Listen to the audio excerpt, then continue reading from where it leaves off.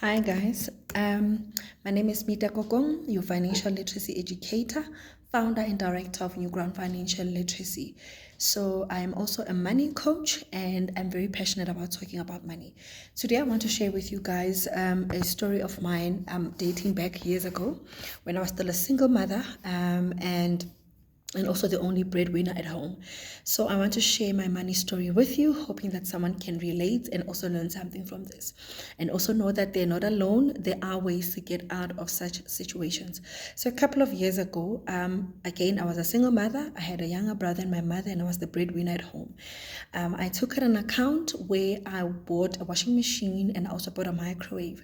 And with these things, I was helping my mother to run the household because now she was not only looking after us, but she was also helping me to look after my daughter because I worked early mornings and I arrived at home at about 8 o'clock.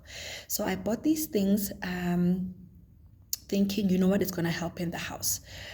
Months later, after I've been paying this account very well, coping very well, I get a call from the bank and I'm offered a credit card. So they offer me a credit card of 20,000 Rand.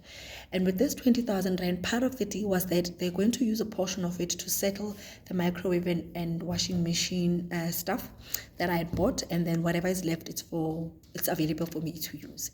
I really thought it was a good deal at the time because of lack of knowledge.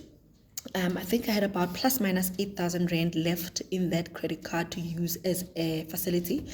And I took up the deal and they paid off the stuff and I was left with the money. Just to give you back a bit of background as to where I was emotionally at that time. I was working in a very good company at the time. I think I was earning about 8 to 9,000 Rand plus minus. And at the time it was a very good salary. I was traveling every day back and forth to work, and I, of course, was looking after my family. So every expenses in the house was for me to do because I was the one working. My brother was still going to school. So after I got the credit card, then because of lack of knowledge, I started using it. I used it for very useless things. I would wake up my family in the morning and say, you know what, we are bored on Saturday, come, let's go have breakfast somewhere in the mall, and I would swipe the credit card. So where I was emotionally at that time was not a very good space. And I say this because I had very low self-esteem. I was someone who did not believe in herself. I was someone who did not have her own identity, was afraid of being known and being seen. Therefore, I hid behind the money. I had a very beloved colleague then whom I also considered a friend who seemed or who was very confident and comfortable in her own skin. And she was married at the time and her husband could afford to look after her financially, and she also earned her own money. So every now and then after work, while we're waiting for the bus to travel home, we would walk around in the mall, buy a snack, buy clothing items. And when I couldn't afford to buy these things, I felt very small. I shrunk back and I felt I actually did not belong. So this credit card became an opportunity for me to actually belong in those groups and in those circles. Made me feel worthy of being this person's friend. I suddenly wanted to be like her. Actually, I've always wanted to be like her because who I was not good enough as far as I was concerned. So the items of clothing that she bought, I also bought. The makeup that she bought, I also thought was nice. So whatever opinion she had was also my opinion. I did not have my own voice.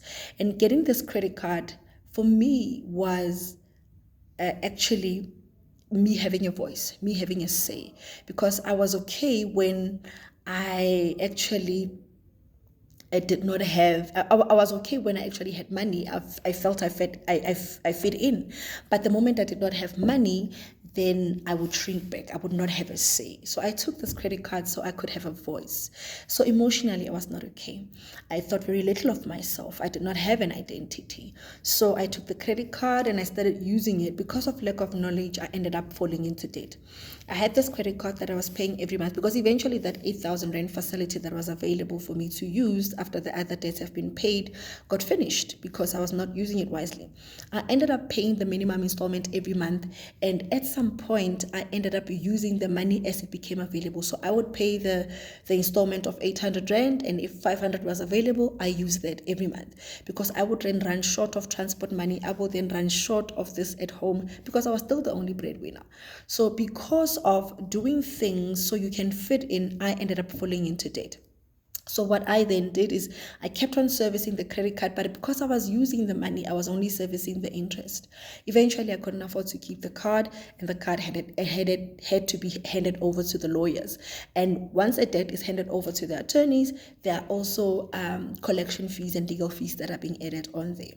So eventually, a debt that I had taken out to be seen, to be heard, to be loved, to be accommodated and tolerated eventually became a curse and a burden upon my actual finances. So I was not emotionally well. I had taken out debt so I could fit in. I had taken someone and made them my God, and it's not their fault. She was a really lovely person, a kind person, but because of who I saw myself as, I used money as a hiding place, as a safe haven. And this is what majority of us do, is that we take debt and we want to use it as a place that we can hide. We want it to validate us. We want it to be the key to get friends, and then we become people pleasers. Even when we cannot afford stuff, we just swipe the credit card, because then, hey, it means I'm going to have friends. Hey, it means I'm going to travel in the right circles. Hey, I'm going to look like I can afford and I can live this life. But eventually, you'll be the only one that is left in the debt spiral, having to service debt that is expensive. So with this story, I want people to take away that, number one, don't take credit if you did not ask for it. Number two, identify what are the triggers, the things that cause you to take money as something that gives you an identity. Number three, get knowledge first about the product that you're taking from the credit provider before you can actually take it. And number four, always check your emotional state before you apply for credit. Even if it's spending, always check, why am I spending this money? What is the reason for spending it? Because our money is attached to our emotions, whether we like it or not, or whether we believe it or not. I used money as a hiding place. I used it as an identity status, and this got me into a lot of trouble. So there are a lot of things that we can learn by just looking at our money habits. There are a lot of traumas that we went through that we can heal from by just looking at how we spend our money today. So I hope this story helps you guys out. I'll be sharing more even in days to come. Feel free to ask questions if you do have any. Like, share, and subscribe. Thank you so much, guys.